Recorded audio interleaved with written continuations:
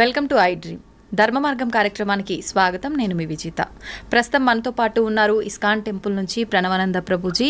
వారు ఎన్నో సందర్భాల్లో ఎన్నెన్నో మాటల ద్వారా మనందరికీ కూడా ప్రవచనాల రూపంలో అయితే ఏంటి, మాటల రూపంలో అయితే ఏంటి, చాలా మంచి విషయాలు తెలియజేస్తూ ఉంటారు. ఇప్పుడు ప్రస్తుతం నాతో పాటు ఉన్నారు ప్రభుజీ. వారితో మాట్లాడి మరిన్ని విషయాలు తెలుసుకునే ప్రయత్నం చేద్దాం. నమస్కారం ప్రభుజీ. నమస్కారం అండి. హరే కృష్ణ. హరే కృష్ణ ప్రభుజీ. ప్రభుజీ, చాలామంది జీవితంలో నిత్యం ఎన్నో ఇబ్బందులు వస్తుంటాయి, ఒత్తిళ్ళు వస్తుంటాయి. ఈ ఒత్తిళ్ళని తట్టుకోలేక అసలు నాకు ఈ లైఫే వద్దు అని చెప్పి అసలు దైవ మార్గాన్ని వదిలిపెట్టి అన్ని రకాలుగా ఎటైనా వెళ్ళిపోతా అనే ఒక ఆలోచనలోకి వెళ్ళిపోతుంటారు. అటువంటి వాళ్ళకి ఏం చెప్తారు మీరు? ఈ ప్రపంచంలో మనమే ఒత్తిడి తీసుకుంటున్నామండి. ఇప్పుడు మీకు ఇందాక మనం మాట్లాడుకుంటున్నందుకు ఎంత ఒత్తిడి మనం తీసుకోవాలో అది మన పైన ఉంటుంది. సంబడి ఈజ్ ఫోర్సింగ్ కూడా అనుకోండి, ఎవరైనా మనల్ని ఇంత ఒత్తిడి నువ్వు తీసుకోవాలి అని అంటే అప్పుడు మనం ఒక చాయిస్ చేసుకోవాలి. మీకు ఒక విషయం చెప్తాను.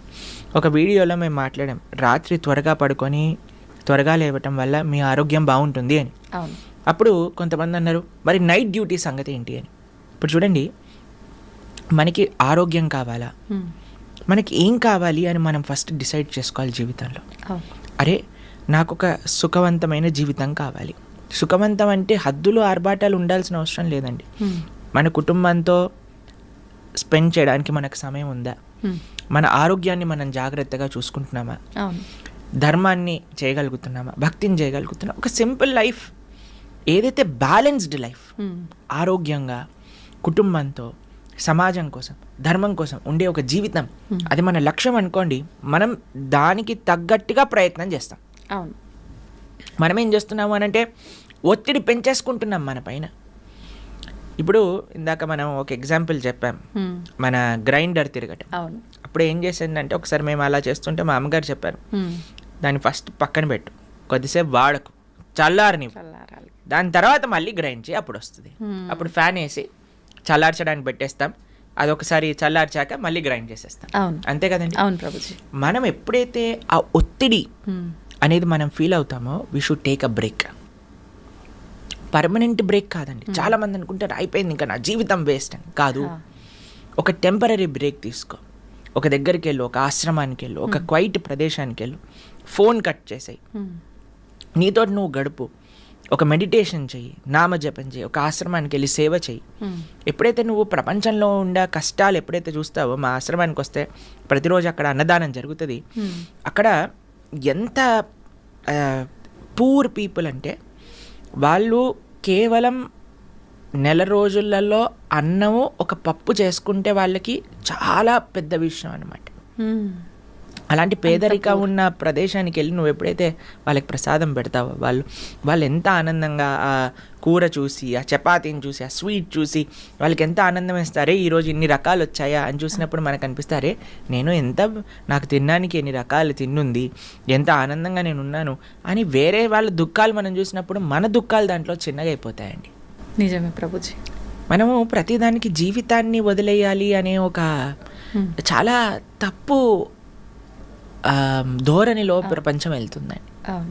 మాకు చాలా ఇన్స్పిరేషనల్గా మదర్ ఆఫ్ ది ఆర్ఫన్స్ అని ఒక లేడీ గురించి మహారాష్ట్రలో చెప్తారు. మీకు ఈ కథ చెప్పానా ఎప్పుడైనా? ఆవిడ్ని వాళ్ళ ఊర్లో ఉండే వాళ్ళందరూ కూడా అస్ట్రసైజ్ చేసి ఆమె పైన కొన్ని అభాండాలు వేస్తారనమాట. ఆవిడ కడుపుతో ఉంది, 9 నెలల ప్రెగ్నెంట్. అయితే వాళ్ళ హస్బెండ్కి ఈవిడ పైన చెప్పుడు తప్పుడు మాటలన్నీ చెప్పేసరికి వాళ్ళ అత్తగారు వాళ్ళందరూ కలిసి ఈమెను చంపేయాలి అని ప్రయత్నం చేసి చాలా కొట్టేసి కడుపు పైన తన్నేసి ఒక గోశాలలో పడేస్తారు. ఏమని అని అంటే, మొత్తం ఆవులన్నీ ఈవిని తొక్కేసి చంపేసాయి అనేటట్టుగా క్రియేట్ చేయటం కోసం. అయితే ఆవిడ అలా పడిపోయి ఏడుస్తూ ఉండి రక్తస్రావం అయిపోతూ ఉంటే, రాత్రంతా ఒక గోవు ఆవిడ పైన నించొని ఆవిడని కాపాడింది, వేరే ఆవులు వచ్చి ఏమి ఇబ్బంది పెట్టకుండా. ప్రొద్దున లేసి ఆవిడ స్పృహకు వచ్చి చూసేసరికి మొత్తం ఒళ్ళంతా రక్తంతో నిండిపోయింది. ఆవిడ డెలివరీ అయిపోయింది అనమాట. ఒక పక్క నుండి ఒక చిన్న రాయి తీసుకొని, ఆ బొడ్డు ఉంటుంది కదా, దాన్ని రాయితో గీసి కట్ చేసేసింది ప్రయత్నం చేసి. ఆ చిన్న పిల్లవాడిని తీసుకుంది. ఎక్కడ ఉండడానికి జనాలు, ఎందుకంటే ఎవరైనా చూస్తే చంపేస్తారు ఈవిడ. ఎందుకంటే అక్కడ ఉండే పెద్ద రౌడీలు వాళ్ళందరూ ఈవిడితో గొడవ పెట్టుకున్నారనమాట. అయితే ఇంటికా వెళ్ళలేదు, అత్తగారు మామగారు ఇంకా హస్బెండ్ అలా చేశారు. ఇటు బయట సమాజంలోకా వెళ్ళలేము, శ్మశానంలో ఉండటం ప్రారంభం చేసింది ఆ చిన్న బాబుతో. ఆవిడ ఏమనుకున్నదంటే తినడానికి తిండి లేదు, ఏం చెయ్యాలి అని అంటే పిండాలు పెడతారు చూడండి, వాటిలో నీళ్లు కలిపి కాలుతున్న చితల పైన చపాతీలు చేసుకొని తినింది బ్రతకడానికి. ఆవిడ అనుకున్నది, అరే నా జీవితం ఎందుకు, ఇంత కష్టాలు ఇంత అన్యాయం నా జీవితంలో నేను ఫేస్ చేశాను, నా శరీరాన్ని ఎలాగైనా సరే ఆత్మహత్య ద్వారా త్యజిస్తాను, ఎందుకంటే నాకు ఇంకా బ్రతికి నేను ఎవరి కోసం బ్రతకాలి అని ఒక చెట్టు దగ్గర ఊరేసుకోవాలి అని వెళ్ళిందనమాట. అయితే చెట్టు దగ్గర కూర్చున్నప్పుడు ఆవిడ బయట అంతా ఎండగా ఉంది, కానీ ఆవిడ కూర్చున్న ప్రదేశం మాత్రం చాలా చల్లగా ఉన్నదనమాట. ఎందుకు అని ఇలా పైకి చూసేసరికి చెట్టుపై నుంచి ఒక చెట్టు కొమ్మ వేలాడుతూ ఉన్నది. వేలాడుతూ ఉన్న చెట్టు కొమ్మ ఈవిడికి నీడని ఇంకా గాలినిస్తుందన్నమాట. చెట్టు నుంచి విరిగిపోయి పడిపోయింది ఆల్మోస్ట్, కానీ ఇలా ఇలా వేలాడుతూ ఉన్నదన్నమాట. ఈవిడ అనుకున్నది, అరే ఒక విరిగిపోయిన చెట్టు కొమ్మ, దేనికి పనికిరాదు అనుకునే చెట్టు కొమ్మ నాకు ఆనందాన్ని ఇచ్చింది కదా, నేను కూడా జీవితంలో విరిగిపోయాను, నన్ను కూడా ఒక సమాజం నుంచి దూరం అయిపోయాను, కానీ నేను సంకల్పం చేస్తే, నేను ప్రయత్నిస్తే నేనెందుకు 10 మందికి మంచి చేయలేను అని ఆవిడ ఈ చిన్ని పిల్లవాడితో ఉండటమే కాకుండా అక్కడ ఉండే అనాథ పిల్లలందరినీ చేరదీసి ఇప్పటికీ 100 మందిని చేరదీసి వాళ్ళందరినీ ప్రయోజకులుగా చేసి సమాజానికి అందించింది. మదర్ ఆఫ్ ది ఆర్ఫెన్స్ అని ఆవిడ పేరు అనమాట. చూడండి, ఆమె ఇబ్బందుల నుంచి బయటికి వచ్చి తను బతకడమే కాకుండా నలుగురికి చేరువుగా. ఎందుకు అండి, ఎప్పుడైతే వేరే వాళ్ళ యొక్క కష్టాన్ని చూసిందో. అవును, మీకు విషయం ఆశ్చర్యకరమైన విషయం చెప్పనా. ఒకసారి ఆవిడ రోడ్డు పైన వెళ్తూ ఉంటే ఏ హస్బెండ్ ఏ భర్త అయితే ఈవిడ్ని ఆ చావు పరిస్థితిలోకి తీసుకొచ్చారో ఆయన కనిపిస్తాడు రోడ్డు పైన పడిపోయి. ఆవిడ ఆయన్ని చేరదీస్తుంది, ఆ ఆర్ఫనేజ్లోనే జాయిన్ చేసుకుంటాడు. కానీ ఆయనకు ఒక విషయం చెప్తుంది, నిన్ను క్షమించాను, నువ్వు అల్లరి పిల్లవాడి, ఇప్పుడు నేను నీ తల్లి నీ భార్య అని కాదు, నువ్వు కూడా మా పిల్లలాంటి, కానీ నువ్వు అల్లరి పిల్లవాడివి, నువ్వు అల్లరి చేసావు, కానీ ఈరోజు నేను క్షమిస్తున్నా, నువ్వు ఆ స్థితిలో ఉన్నందుకు నేను కాపాడటం నా లక్ష్యం అని ఆయనను కూడా ఆవిడ ఆశ్రమంలో పెట్టుకొని పెంచింది. ఎలా వస్తుంది ప్రభుజీ అంత గొప్ప మనసు? ఆ గొప్ప మనసు రావాలి అని అంటే మనం ఈ ప్రపంచంలో అండి మనకే కష్టాలు ఉన్నాయి, నేనే కష్టాలు అనుభవిస్తున్నా అనే మిస్కన్సెప్షన్ నుంచి బయటికి రావాలి. ఓకే, ఈ ప్రపంచంలో ఎవ్వరు ఎలాంటి వారైనా సరే అండి, సేవ ఇచ్చే ఆనందం ఇంకా మాటల్లో మనం చెప్పలేమండి. ఒకసారి ఎవరికైతే ఆ సేవ రుచి తెలుస్తుందో వాళ్ళు చాలా ఒక అద్భుతమైన మానసిక ప్రవృత్తి అనేది వాళ్ళకి కలుగుతుందండి.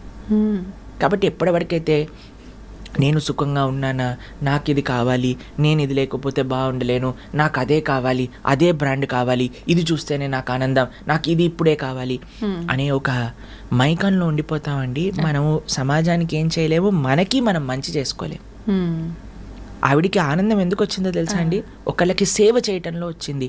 ఆ సేవ రుచి ఎప్పుడైతే కలుగుతుందో ఎవరినైనా సరే మనం మన దగ్గరికి తీసుకోవచ్చు, ప్రేమను పంచవచ్చు, అంత ఉదాత్త భావన మన లోపల కలుగుతుంది. కాబట్టి suicide is not the way అండి. ధర్మాన్ని వదిలేయటం కాదండి మార్గం, ధర్మాన్ని ఆచరించటం వల్ల శక్తి లభిస్తుంది. ఇప్పుడు ఒకడు చాలా వీక్గా ఉన్నాడు అనుకోండి, ఏం చేయాలి, చక్కగా తినాలి, చక్కగా ఎక్సర్సైజ్ చేయాలి, బలిష్టంగా అవుతాడు, అప్పుడు సేవ చేయొచ్చు. అంతేకాని నేను ఎలాగున్నా వీక్గా ఉన్నాను, నేను లేవలేను, నేను తినలేను అని అంటే ఇంత పోతుంది. కాబట్టి మన జీవితంలో మన చుట్టూ ఎన్ని ఉదాహరణలు ఉన్నాయి మనకి. ఆ ఉదాహరణలు, మంచి ఉదాహరణలు చూద్దాం, మనము మంచి వైపు వెళ్దాం, మంచి విషయాలను విందాం. ఎప్పుడైతే మనం ఈ ప్రయత్నం చేస్తామండి అప్పుడు మనకి మంచి మార్గం అనేది కనిపిస్తుంది. కాబట్టి ధర్మాన్ని వదిలేయటం మార్గం కాదు, ధర్మాన్ని ఇంకా గట్టిగా పట్టుకోవటం మార్గం. ఇప్పుడు చూడండి, ఒక చిన్న పిల్లవాడు నేలపైన పడిపోయాడు అనుకోండి, ఏడుస్తాం ప్రారంభం చేస్తాడు, కానీ ఏం చేయాలి, ఆ నేలని ఆసరాగా తీసుకొని పైకి లేస్తాడు. అంతే కదా, నేలపైన పడ్డాను కాబట్టి ఇంకా నేలపైన నడవను అని అంటాడా? ఎక్కడికి పోతాడు, నడవాల్సిందే, తప్పదు. అదే నేలని ఎక్కడైతే మనం ఏ జీవితంలో అయితే మనము ఇలా దెబ్బలు తిన్నాం అనుకునే దాన్ని ఆసరాగా పెట్టుకోండి, దాన్నే ఒక భగవంతుడి పైన నమ్మకంగా అదే స్థానంలో నిలవండి. ఆ భగవంతుడి యొక్క కృప తప్పకుండా ఉంటుంది. మనోధైర్యం అనేది కావాలి. God helps those who help themselves అని అంటే. కాబట్టి మనకి ఆ ఫేత్, భగవంతుడా ఉన్నావు, నువ్వు నన్ను రక్షిస్తావు, కానీ నేను నా ప్రయత్నం చేస్తా అని ప్రయత్నం చేయండి. తప్పకుండా జీవితంలో మళ్ళీ మీరు మంచి మార్గంలోకి వెళ్తారు, అందులో డౌటే లేదండి. ప్రభుజీ, గీతా సారాంశం చాలా గొప్పది. నిజంగా ఆ సారాంశాన్ని తెలుసుకున్న వాళ్ళు ఈ లౌకిక విషయాల నుంచి, బంధాలు, ఈ వ్యామోహాలను వదులుకునే అవకాశం ఉంటుందంటారా? మీకు ఒక విషయం చెప్తాను. చాలా మందికి ఒక అపోహ ఉంటుంది, గీత చదవటం వల్ల సంసారాన్ని వదిలేస్తారు అని. అవును.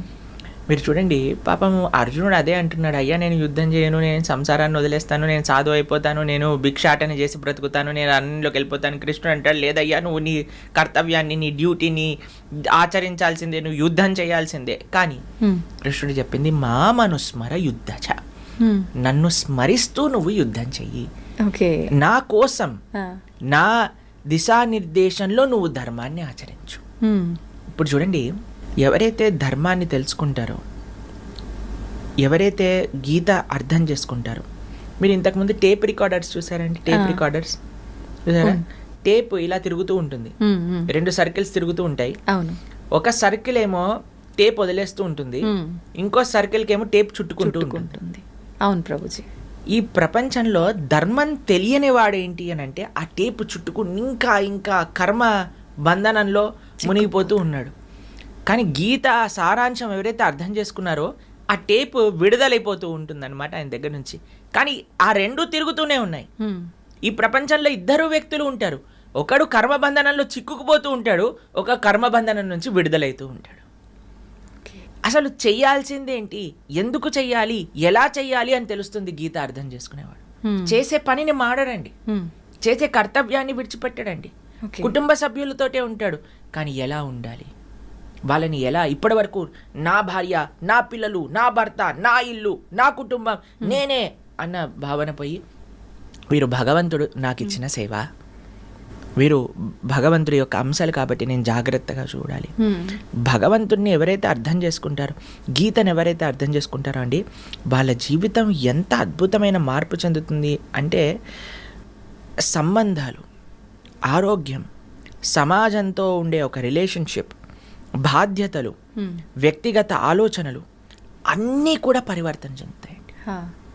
ఒక పాజిటివ్ వేలో పరివర్తన చెందుతాయి. ఒక మంచి వైపు మనం అర్థం చేసుకోగలుగుతాం. మీరు అన్నారు కర్మ బంధనాలు తప్పకుండా పోతాయి, కానీ ఆ బాంధవ్యం పోదు. ఆ బాంధవ్యాన్ని ఎలా చూడాలో అర్థమవుతుంది. ఓకే. ఇప్పటి వరకు నా ఎంజాయ్మెంట్ కోసం అనుకున్నది, అరే కృష్ణుడి యొక్క సేవ, ఈ 2 మారేవండి. ఇది గీతా సారాంశం. ఓకే. కానీ ప్రతి ఒక్కరూ ఇందాక మీరు చెప్పినట్టుగా స్పిరిచువల్ లైఫ్కి అలవాటు పడితే ఖచ్చితంగా వీటి నుంచి విముక్తి పొందాలి, ఈ ఆలోచనలోనే ఎక్కువగా ఉంటుంటారు. తప్పేమీ లేదు, అన్ని బాధ్యతలు నిర్వర్తిస్తూనే మనం భగవంతుడి మనసులో ఉండే భావన, మనసులో ఇన్నటి వరకు ఇది నాది అని అనుకున్నాం, కానీ ఈరోజు ఇది కృష్ణుడిది, నేను సేవకుణ్ణి అనే భావన రావాలి. ఓకే ప్రభుజీ, ఇప్పుడు గీతా సారాంశం గురించి తెలుసుకోవాలన్నా, పారాయణం చేయాలన్నా కూడా వద్దు ఈ సందర్భంలో అనే సమయాలు కానీ పరిస్థితులు కానీ ఏమైనా ఉన్నాయా? ఒక మంచి ఆఫర్ వచ్చారనుకోండి, మీకు ఈరోజు ఈ 1,00,000 రూపాయల చీర పైన 99% ఆఫర్ అంటే, ఇది ఆషాఢం కాదు కదా, వద్దులే నేను కొనుక్కోను అంటారా మీరు? అసలు ఏమంటారు, వీడేదో తిన్నరోడ్లా ఉన్నాడు, ఏంటి అకేషన్ లేకపోయినా ఆఫర్ పెట్టాడు, పదండి కొనుక్కుందాం అంటారు. అంతేనా అండి? అంతే. ఒక 1,00,00,000 రూపాయల వస్తువు మీకు 10 రూపాయలు ఇస్తాను అని అంటే ఎంత ఇంతూజియాస్టిక్గా పరిగెత్తాలండి. కాబట్టి గీత మానుషుణ్ణి ఉద్ధరించే ఒక శాస్త్రం. అది కాలాతీతం. ఎప్పుడు ఏ సమయంలోనైనా సరే ఎవరైతే మనిషి మంచి మార్గంలోకి వెళ్ళాలి, నాకు మంచి విషయాలు తెలుసుకొని నేను జీవితంలో మారాలి అని అనుకున్న మరుక్షణం గీత చదవచ్చు. వాటికి ఏ సమయము ప్రాతిబంధిక లేదు. మన మనసులో ఆలోచన రావాలంతే, వచ్చింది అంటే భగవంతుడి యొక్క కృప ఉండాలంటే. సమయం లేదు, ఏం లేదు, చక్కగా కూర్చోండి ఎక్కడైనా సరే. నిన్న మేము ఫ్లైట్లో వస్తున్నాం అనమాట, విశాఖపట్నంలో రామనారాయణం అనే ఒక ప్రదేశంలో, విజయనగరంలో జరిగింది. రామాయణం పట్ల 3 రోజులు ఒక కాన్క్లేవ్ చేశారనమాట. ప్రపంచంలోనే అతిపెద్ద రామాయణ శాస్త్ర చర్చ ఓకే. అందులో మేము లక్ష్మణుడు సర్వగుణ సంపన్నుడు అనే విషయం గురించి మాట్లాడాం.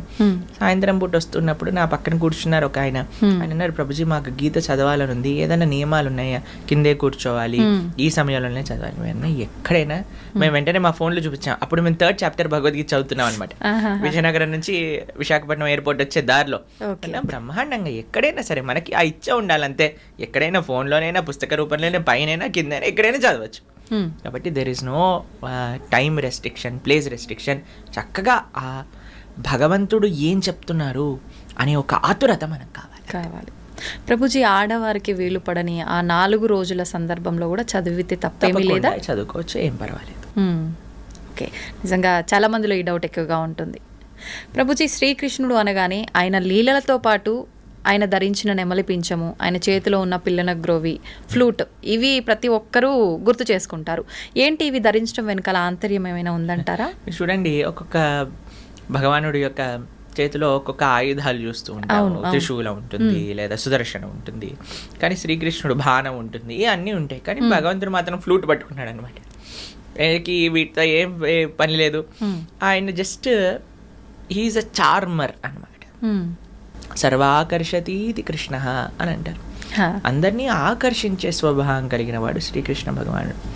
భర్గాపీఠం నటవరవపూ కర్ణయోర్కర్ణికారం బిభ్రద్భాసత్ కనకకపిశం వైజయంతీం చమాలాం రంధ్రాన్ వేణురదరసుదయా పూరయన్ గోపవృందే బృందారణ్యం స్వపదరమణం ప్రావిశద్గీత కీర్తి. ఆయన ఎప్పుడు ఫ్లూట్ వాయిస్తూ ఉంటారు. కృష్ణుడు బృందావనంలో ఫ్లూట్ వాయిస్తుంటే యమునా నది, పారే యమునా నది రాయిలా అయిపోయేది అనమాట. రాళ్ళేమో అవి జలపాతాలుగా పారటం స్టార్ట్ చేసేవి. అంటే ఆయన ఫ్లూట్ యొక్క మాధుర్యత ఎంతది అని అంటే, ఆయన నించుండే ఆ రాయి కరిగిపోయి ఆయన పాద చిహ్నములు పడిపోయాయి అనమాట ఆ రాయిపై. ఎప్పుడైతే శ్రీకృష్ణ భగవానుడు గోవర్ధనుడిని ఎత్తారో, తన యొక్క ఎడమ చేతి చిటికని వేలిపైన తమ స్నేహితులందరూ ఒకటే కంగారులో వస్తారు. కృష్ణ ఫ్లూట్ వాయించ, కృష్ణ ఫ్లూట్ వాయించ, కృష్ణ ఎందుకు వాయించద్దు అంటున్నారు అంటే, అరే మనం ఫారెస్ట్లో ఆడుకోవడానికి వెళ్ళినప్పుడు నువ్వు ఫ్లూట్ వాయించేటప్పుడు ఆ రాళ్ళన్నీ కరిగిపోయేవి. ఇప్పుడు ఇంత పెద్ద గోవర్ధనం కరిగిపోయింది అనుకోండి, మనందరం ఇక్కడే ఉండిపోతాము, మనందరి పైన ఒక సమాధి వచ్చేస్తుంది, నువ్వు ఫ్లూట్ వాయించటమా పువ్వు అని అంటారు అనమాట. అంత మధురం అండి. కృష్ణుడు ఎందుకు వేణుగానం చేస్తారు అంటే, రాయిని కూడా కరిగించటము అని అంటే, మన యొక్క హృదయం కూడా రాయి లాంటిదండి, ఒక బండ అని అంటారు చూడండి. మన హృదయం కూడా చాలా కఠినం అయిపోయింది. మీరు చూడండి, రాయి లోపలికి నీళ్ళు ఇంకమండి, కానీ ఒక స్పాంజ్ ఉందనుకోండి, స్పాంజ్ నీళ్ళలో పెట్టంగానే మొత్తం పీల్ చేసుకుంటాం. ఎవరి అయితే హృదయం కఠినంగా ఉంటుందో వారికి భక్తి రసం అనేది కలగదండి. ఆ భగవంతుడి పట్ల, అంటే భక్తులు మాట్లాడే మాటల పట్ల, అరే వీళ్ళేంటి ఇంత మైకంలో ఉన్నారు, వీళ్ళేంటి ఆ కృష్ణుడి గురించి ఇలా అంటున్నారు, అలా అంటున్నారు, కృష్ణుడు భక్తి అది ఇది అంటున్నారు, ఆ ఆస్వాదన రాదు. ఎందుకంటే భక్తి అనేది రసము వంటిది. ఆ రసము పీల్చుకోవాలి అని అంటే మన హృదయం కఠినంగా ఉండకూడదు, మన హృదయం ఒక స్పాంజ్ లా ఉండాలి. మరి కఠినమైన హృదయం నుంచి స్పాంజ్ అవ్వాలి అని అంటే ఏం చేయాలి? వేణుగానం, కృష్ణుడి యొక్క వేణుగానం అని అంటే భగవంతుడి యొక్క మాటలు, భగవంతుడి యొక్క వాక్కులు ఒక సుందరమైన శబ్ద రూపంలో వచ్చాయి. అవే శాస్త్రములు, అదే గీత, అదే భాగవతం, అదే రామాయణం. దాన్ని ఎప్పుడైతే మనం వింటామో కఠినమైన హృదయం కూడా స్పాంజ్లా మారిపోతుంది. అలానే భగవంతుడి యొక్క అధరామృతం, ఒకటి భగవంతుడి యొక్క నోటి నుంచి 2 వస్తాయండి. ఒకటి మాటలు, 2 ఆయన ఉచ్చిష్టం అంటే ప్రసాదం. ఓకే.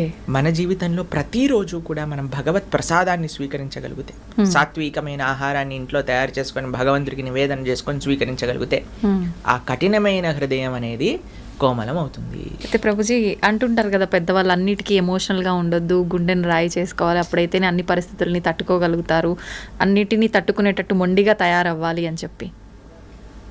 దాని గురించి ఏమంటారు? భౌతికమైన విషయములలో మొండిగా ఉండాలి, ఆధ్యాత్మికమైన విషయములలో స్పాంజ్లా ఉండాలి. ఓకే. మనము దానికి క్వైట్ ఆపోజిట్ చేస్తున్నాం. అవును. ఆధ్యాత్మికమైన విషయములలో బండలా ఉంటున్నాం, భౌతికమైన విషయంలో స్పాంజ్లా ఉంటున్నాం. వీడా మాట అన్నాడు, ఆవిడ మాట అన్నది, ఈయన ఇలా చేశాడు, ఆయన అలా చేశాడు, అన్ని హృదయంలో పెట్టుకున్నాం. ఏ రోజు, ఏ తారీఖు, ఎప్పుడు, ఏ మాట అన్నది అని మొత్తం లిస్టుతో చెప్పి ఎందుకు? ఎందుకంటే మనం ఈ భౌతికమైన ప్రపంచంలో ఉండే ప్రతి వస్తువుని కూడా సోక్ చేసుకుంటున్నాము. కానీ భగవంతుడి దగ్గరికి వచ్చేసరికి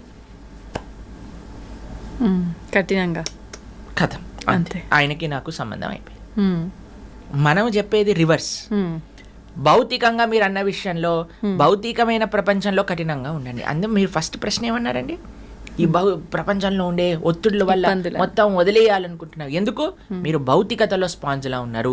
భౌతికతలో బండ అవ్వండి, ఆధ్యాత్మికతలో స్పాంజ్ అవ్వండి. ఇదే సొల్యూషన్. ప్రభుజీ, భగవంతుని కోరిక కోరడం కరెక్టేనా? కోరికతో భగవంతుని ఆరాధించడం కరెక్టేనా? నిజంగా కోరిక కోరాలంటే ఎలా కోరుకోవాలి? భగవంతుడికి ఇప్పుడు ఎవరికి తెలియని వాడు అనుకోండి అడగచ్చు. అన్నీ తెలిసిన వాడిని మీరేం అడుగుతారండి?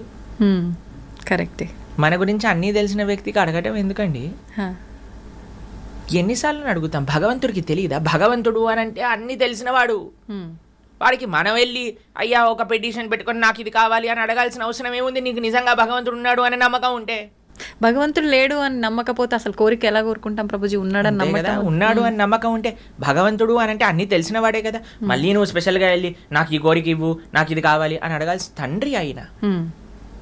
ప్రహ్లాదుడిని నరసింహస్వామి అడిగాడు, అయ్యా ఏదైనా కోరిక కోరుకో, నాకేం వద్దండి. లేదు కోరుకోవాల్సిందే, నాకేం వద్దండి. లేదు కోరుకోవాల్సిందే అని అంటే ప్రహ్లాదుడు అన్నాడు, అబ్బా ఇంత తెలివిగా ఆలోచిస్తున్నావు, కోరికలు ఇచ్చి నువ్వు తప్పించుకుందాం అనుకుంటున్నావా నరసింహ? నాకు కోరికలు వద్దు, నాకు నువ్వు కావాలి. అయ్యా నేను ఎలాగనో నీ వాడినే అయ్యా, నేను నీ కోసమే వచ్చాను, నీతోటే ఉంటాను, కానీ కోరిక కోరుకో. చూడండి భక్తుడిని, ప్రహ్లాదుడు ఎంత చిన్న పిల్లవాడు, 5 సంవత్సరాల పిల్లవాడు. కౌమారాత్ ఆచరేత్ ప్రాజ్ఞో ధర్మాన్ భాగవతానిహ. అంతా 5 సంవత్సరాల పిల్లవాడికి తెలుసండి కోరిక అవసరం లేదు భగవంతుడిని కోరుకోవడానికి. మనం భగవంతుడు కావాలి అని కోరుకోవాలి, కానీ ఈ కోరిక ఆ కోరిక మనకు అవసరం లేదు. స్వామి చేస్తాడు, మనము ఆయన దగ్గర పిల్లవాడిలా ఉంటే చేస్తాడు. కానీ నాకు తెలుసు నాకేది మంచి, నేను అడిగిందే కావాలి అని అంటే నీకు భక్తి ఎక్కడ ఉంది? భక్తియే లేదు. భక్తి ఉన్నవాడు ఎన్నడూ కోరిక అడగడండి. భక్తి లేనివాడు మాత్రమే కోరిక అడుగుతాడు. అహైతుకి అప్రతిహత యయాత్మ సుప్రసీదతే. భగవంతుడి నుంచి ఆశించకూడదు. భగవంతుడికి పూర్తి నమ్మకం ఉండాలంటే స్వామి నువ్వేం చేసినా నాకు మంచి చేస్తావు. కాబట్టి కోరిక విన్నవించాల్సిన అవసరం లేదు భగవంతుడికి. ఒకవేళ విన్నవించుకోవాలి అని అనుకుంటే మొండిగా కాదండి, స్వామి ఇది నాకు మంచి అని అనిపిస్తుంది, నీకు కూడా మంచి అనిపిస్తే చెయ్యి, నువ్వేం చేసినా నేను స్వీకరిస్తా. మారోబి రాకోబి జో ఇచ్చా తోహార్. ఒకవేళ మీరు కోరుకోవాల్సిందే అని అనుకుంటే don't be adamant about it. కోరుకోండి భగవంతుడా నాకు ఇది మంచి అనిపిస్తుంది, నీకు కూడా మంచి అనిపిస్తే చెయ్యి తండ్రి. లేదు అని అంటే నువ్వు చెయ్యకపోయినా ఎందుకు చెయ్యలేదు అని అర్థం చేసుకునే శక్తిని నాకు ఇవ్వు అని భగవంతుడికి ప్రార్థించాలి.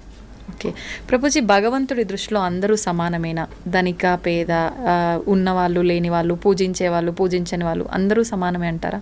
వ్యాధశ్చాచరణం ధ్రువశ్చ వయః విద్యా గజేంద్రశ్చ కుబ్జాయాం కుమునామరూపమధికం కిం తత్ సుధామోధనం వంశక్కో విదురస్య యాదవపతేరుగ్రస్య కిం పౌరుషం భక్త్యా తుష్టతి నహి గుణైర్భక్తి ప్రియో మాధవః. శాస్త్రం చెప్తుందండి, వ్యాధశ్చాచరణం ధ్రువశ్చ వయః. ధ్రువుడు చిన్ని పిల్లవాడండి, 5 సంవత్సరాల పిల్లవాడు. అటువంటి పిల్లవాడు తపస్సు చేసిన భగవంతుడు వచ్చాడు. చూడండి అనంతకోటి బ్రహ్మాండ నాయకుడు ఒక పిల్లవాడి కోసం ఎందుకు రావాలండి? అయినా సరే ధ్రువుడు కోసం వచ్చాడు స్వామి. ధ్రువశ్చ వయః విద్యా గజేంద్రస్య. గజేంద్రుడికి ఏమైనా విద్య ఉందా అండి? ఒక ఏనుగు. అయినా సరే గజేంద్రుడు ప్రార్థన చేశాడని వచ్చాడు భగవంతుడు. విద్యా గజేంద్రస్య కుబ్జాయాం కిమునామరూపమధికం. కుబ్జ అనే ఒక స్త్రీ, అష్టవంకర్లు కలిగిన కూని అంటారు. ఏదో అందమైన రుక్మిణీ దేవి, చాలా రుక్మిణీదేవి యొక్క అందం చూసి అందరు కళ్ళు తిరిగి కింద పడిపోయేవారట. అటువంటి వాటిని కృష్ణుడు పెళ్లి చేసుకున్నాడు అని అంటే కుబ్జ ఒక అష్టవంకర్లు కడిగిన ఒక కూని. అటువంటి కుబ్జకి కూడా భగవంతుడు కృపనిచ్చాడు కదా మథురలో. ఆయనకు అందంతో సంబంధమా చెప్పండి? లేదు. కుబ్జాయాం కిము నామ రూపమధికం కిం తత్ సుధామోధనం. సుధాముడు కుచేలుడు తన దోతీలలో 100 నాట్లు ఉండేవి ఆయనకి. కృష్ణుడి దగ్గరికి తీసుకెళ్ళడానికి ఏమీ లేకపోతే ఆయన కొన్ని అటుకులు పాపము ఒక చిన్న సంచిలో కట్టుకొని వేలాడి తీసుకొని వచ్చాడు ఆయన దగ్గరికి. ఈయనేమో ద్వారకకి అధిపతి, 16,108 సువర్ణ భవనములతో ఉండే ఒక సామ్రాజ్యాధిపతి శ్రీకృష్ణ భగవానుడు.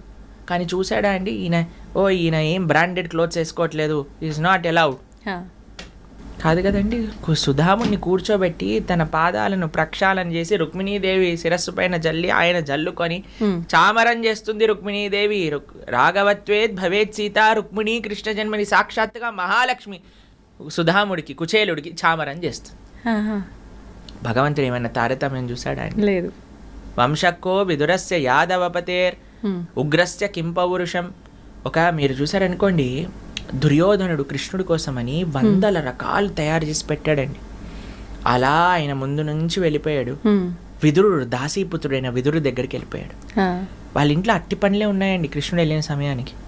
పాపం ఆయన త్వరలో ఆయన నర్వస్ అయిపోయాడు కృష్ణుని చూస్తూ. ఆ అట్టి పండ్లను తీసి బయటపడేశాడు. తొక్క తీసి పక్కన పెట్టి అట్టిపండు ఇవ్వాలి కదండి, అట్టిపండు పక్కన పెట్టేసి తొక్కనిచ్చాడు కృష్ణుడికి. కృష్ణుడు అలా తొక్కలను తినేస్తున్నాడు. ఆయన ఆనందంతో ప్రేమతో కృష్ణుడు వచ్చాడా, మా ఇంటికి వచ్చాడా అని అట్టిపండు తీస్తున్నాడు, పక్కన పడేస్తున్నాడు, తొక్క తీస్తున్నాడు, కృష్ణుడికి ఇస్తున్నాడు. కృష్ణుడు తొక్కలను తినేస్తున్నాడు. అంటే ఈయన భగవంతుని చూసిన ధ్యాసలో అలా చేస్తున్నాడా? ఆయన ఆ ఆనందంతో, ఆ షాక్ లో. ఓకే. కానీ కృష్ణుడికి తెలిసి ఆయన తొక్కిస్తున్నాడు, ఆయన తినేస్తున్నాడు కృష్ణుడు. అంత ప్రేమ తన భక్తుడు అంటే. పత్రం పుష్పం బలంతో యోమే భక్త ప్రయశ్చతి. ఆయనకి ఏం పట్టింపు ఉండదండి. ఈ ధనవంతులు ఏదో 300 రూపాయల దర్శనంలో వెళ్ళొచ్చు, కానీ వాళ్ళు దగ్గరకు వచ్చారని వాళ్ళపైన ఎక్కువ కృప ఉంటుందని కాదండి. భగవంతుడు ఎవరిని చూడాలో వాడిని చూస్తాడు. ఓకే. భగవంతుడికి పేద ధనికము ఇలాంటి తారతములు లేవు.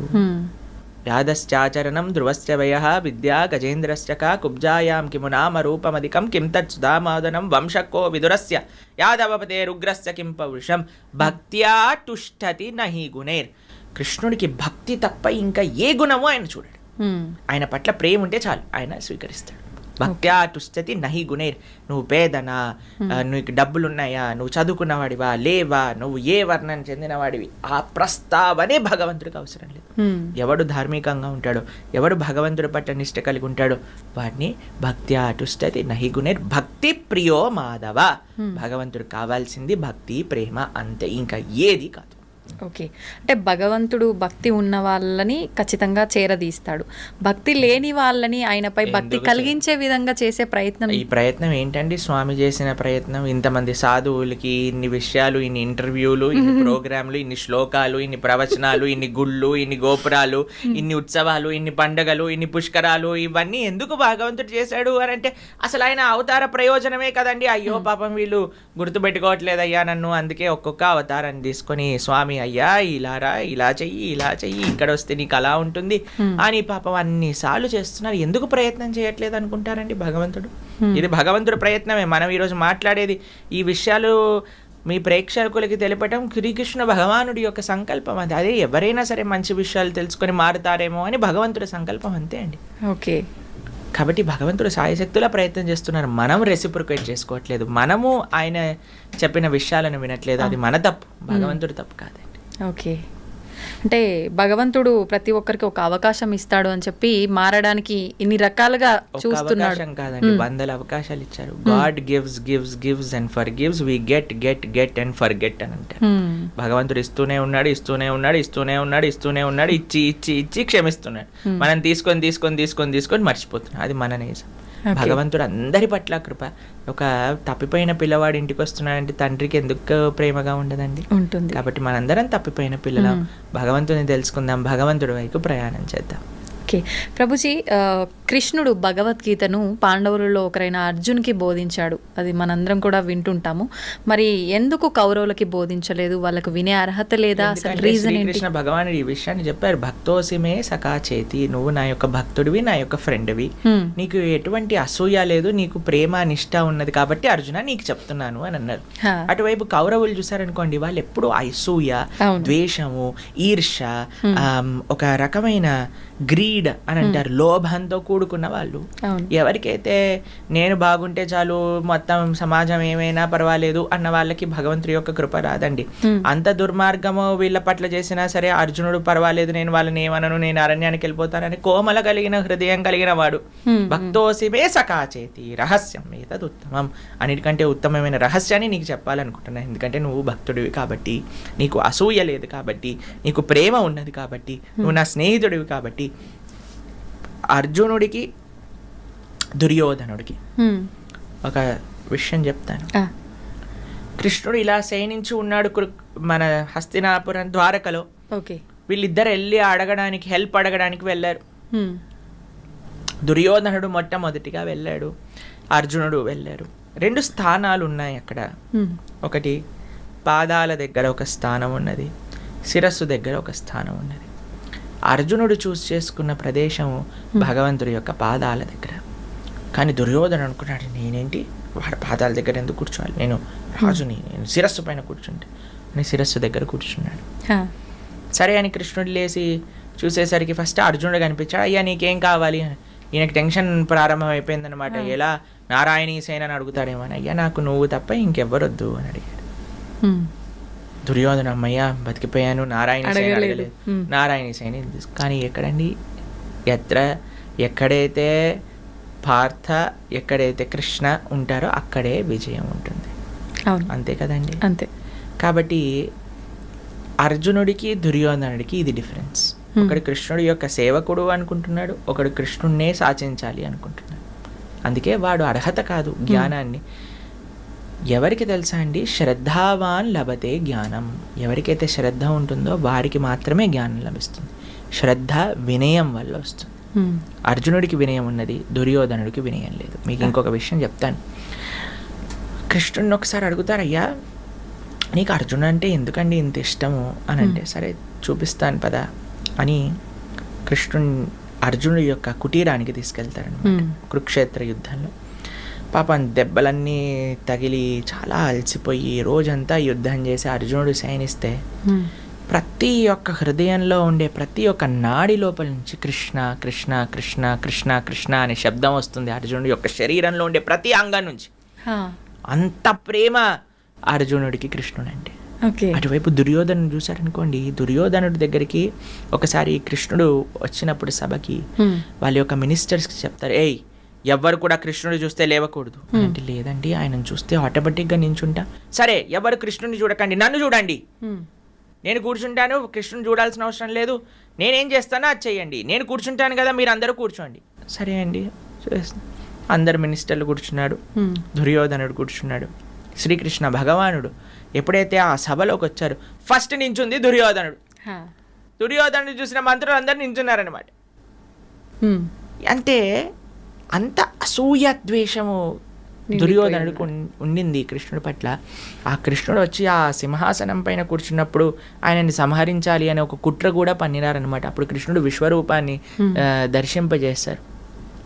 కాబట్టి ఎవరికైతే శ్రద్ధ లేదో, ఎవరికైతే అసూయ ఉంటుందో భగవంతుడి పట్ల, ఎవరికైతే నమ్మకం ఉండదో, ఎవరికైతే విశ్వాసము లేదా ఒక రకమైన ఏంటి నాకంటే గొప్ప జ్ఞానం ఇంకెవరికి తెలియదు అనే ఒక అహంకారం ఉంటుందో వారికి ఎప్పుడూ భగవంతుడి గురించి అర్థము కాదు.